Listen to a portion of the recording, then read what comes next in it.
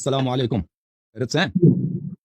وعلیکم السلام ورحمۃ اللہ وبرکاتہ۔ پہلے تو سب سے پہلے تو میں اللہ کے دشمنوں پر، اللہ کے رسول کے دشمنوں پر، ابو بکر، عمر، عثمان و علی، حسن و حسین اور امیر معاویہ رضی اللہ تعالیٰ علیہم اجمعین کے دشمنوں پر لعنت بھیجتا ہوں۔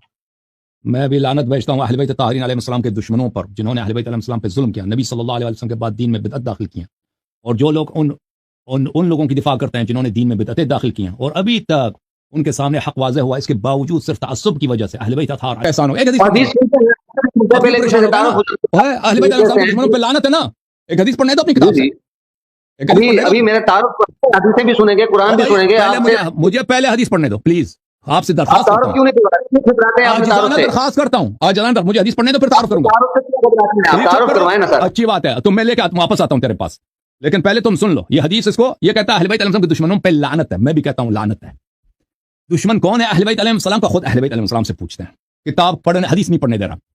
اوئے کیوں اتنا پریشان؟ حدیث نہیں پڑھنے دے رہے، کب تک چھپاؤ گے؟